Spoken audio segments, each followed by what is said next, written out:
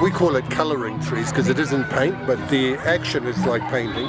But it really started in 2003 when we were looking at huge deforestation. As an artist, I was very interested in trees, so I thought let's create a guerrilla work where we were going to go into the city and create them and colour them a colour that really stands out, that really there are no blue trees, so they will stand out and people will say, what is happening? And so then we would say, you know, don't worry, it's just water-based, biological safe colour. But part of it was to actually get people to start looking at their trees and hopefully have an empathy to trees that they can't see. So I describe it as a cancer, and you can't see cancer.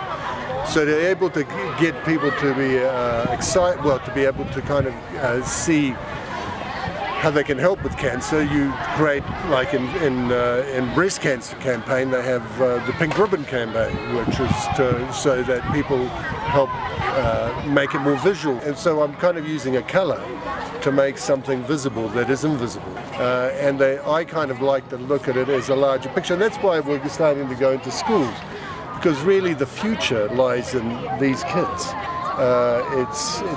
It's hard for us to see that, but we've lost the contact with the older generation. They've already that's past.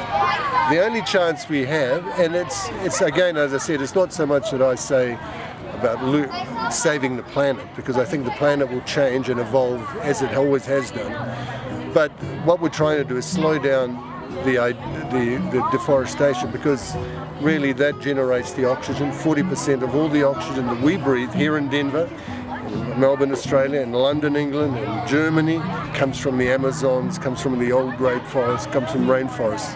The other 60% comes from the oceans, and even there's huge amount of pollution. And so it is important for us to kind of look at the big picture, and that's why we really the Blue Trees has evolved from being a guerrilla work to actually coming into schools and coming into communities and working with people to highlight things for a short period of time.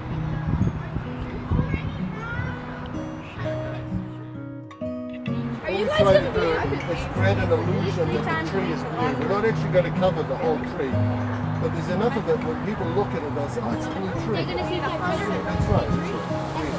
They're going to think it's amazing, and we're going to be amazing. What we do is we talk with the arts and the forestry part of the community, and we try to incorporate it so that we ask for volunteers to come and help colour the trees. And so as they come in, they come and help create this kind of an artwork. In some cases, we've done some beautiful thing in downtown Denver where it just looks like a forest of blue trees. And again, I like the idea that we're creating an artwork, a surreal environment. So it's quite wonderful. So it is exciting. I mean, I find it exciting. I felt like this particular project would speak to our students. We've done a little bit of talk in class about what to do with an idea and what to do with a problem, and based on storybooks. And the kids have an awareness and an interest in social projects. I thought that they could understand it. I thought that they could run with it a little bit. So. Yeah, that's how hard. Could you tell me why you're painting the trees blue? So, to keep trees from being cut down. Because we're raising awareness for trees to show people that trees matter and we shouldn't be destroying them. I speak for the trees. Go blue trees! Actually, the class that got to participate, Miss Berry's class, was just really energized about the experience and excited for that having an impact and making a difference through art. This tree is unique. This tree is amazing. We shouldn't cut it down. My religion is the Illuminati. They're saying, don't cut us down. Don't cut us down! That's cool. Oh, and also, can you please paint this blue? Thank you. From the trees.